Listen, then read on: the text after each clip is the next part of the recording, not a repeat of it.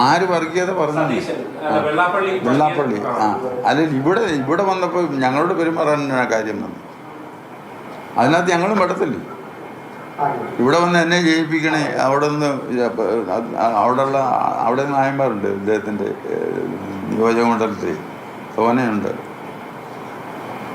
അപ്പം അവരുടെ ഒരു സഹായം എനിക്ക് തേടിത്തരണം എന്ന് പറഞ്ഞല്ലേ വന്നത്.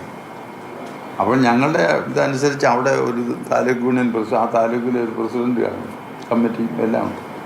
ആ പ്രസിഡന്റിനെ വിളിച്ച് പറഞ്ഞാൽ ഇദ്ദേഹം ഇരിക്കുമ്പം തന്നെ ഞാൻ വിളിച്ച് പറഞ്ഞു. ഞങ്ങളപ്പോഴും സമദൂരത്തിലാണ്. എന്നിട്ടും ഞാൻ വിളിച്ചു പറഞ്ഞു വേണ്ട സഹായം ചെയ്തു കൊടുക്കുന്നു. അയാൾ സഹായിച്ചു. ഇല്ലില്ല, കൊടുത്തോട്ടെ ആര് വേണേൽ കൊടുത്തോട്ടെ. ഞങ്ങൾക്ക് ഇത്തവണ ആരുടെ കാര്യത്തിൽ ഞങ്ങൾ ഇടപെടാൻ പോകുന്നത് സമദൂരം തന്നെ. ആർക്ക് ഇഷ്ടമുള്ളവർ കൊടുത്തിട്ട് കുഴപ്പമൊന്നുമില്ല. ഓരോരുത്തരുടെ കയ്യിലിരിപ്പ് അനുസരിച്ച് കിട്ടുകയോ കിട്ടാതിരിക്കുകയോ ഒക്കെ ചെയ്യും.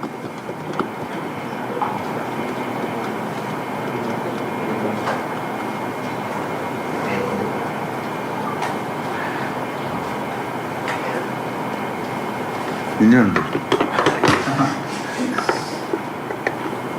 ആർക്ക് വേണേ വോട്ട് കൊടുക്കട്ടെ എന്ന് പറഞ്ഞാലേ സമുദായ നേതൃത്വത്തിന്റെ ഒരു നിലപാടൊക്കെ അംഗങ്ങൾ അത് പരിശോധിക്കില്ല. സമദൂരം എന്ന് പറഞ്ഞാലും ആർക്ക് എന്നുള്ളത് അംഗങ്ങളുടെ മനസ്സിലുണ്ടാക്കുക, അവരുടെ മനസ്സിലുണ്ടാകുന്നതിനനുസരിച്ച് ചെയ്തോളാം. ആർക്ക് വേണേ ചെയ്യാം. ഇതെല്ലാം ഞാൻ ചോദിച്ചത് ഈ നായർ സമുദായത്തിൽ ഞാൻ മറ്റുള്ളവരെ കളിയാക്കില്ല. നായർ സമുദായത്തിൽ കുറച്ചെങ്കിലും വിവരമുള്ള ആളുകൾ കാണുമല്ലോ അല്ലേ?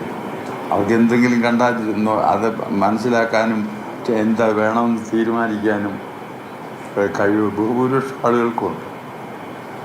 അപ്പോൾ അവർ ഓരോ രാഷ്ട്രീയ പാർട്ടിയും ചെയ്യുന്നതിൻ്റെ ഫലം അവരിൽ നിന്ന് കിട്ടും.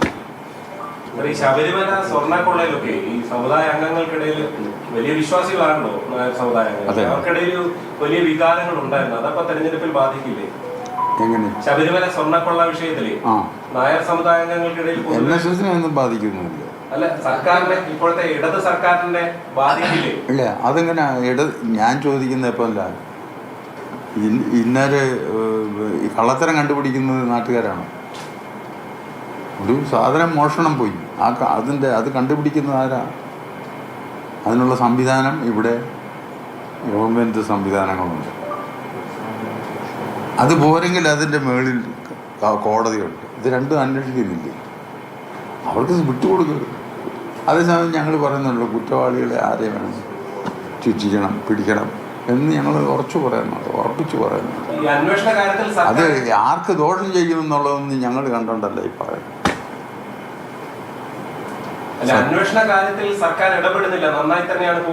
അല്ലല്ല, എനിക്ക് ബോധ്യമായിട്ടില്ല. സർക്കാരും കോടതിയും നല്ലതുകൊണ്ടും ആ കാര്യത്തിൽ ഇടപെടുന്നുണ്ടെന്നാണ് ഞാൻ മനസ്സിലാക്കുന്നത്.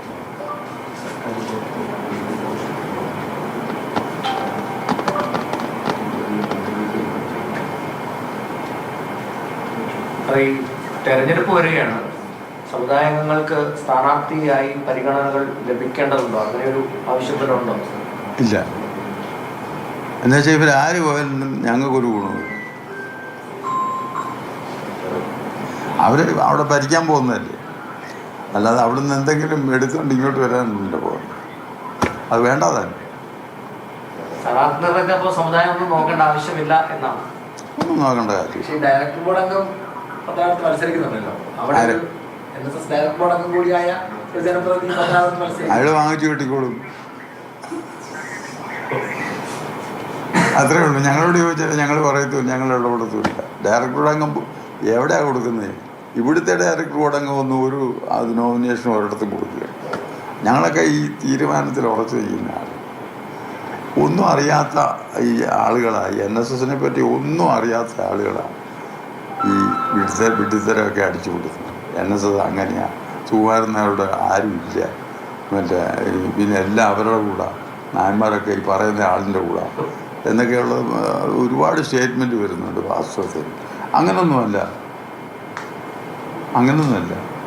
NSS നായന്മാർക്ക് NSS നേതൃത്വത്തോട് 100% വിശ്വാസവുമാണ്, സപ്പോർട്ടുമാണ്.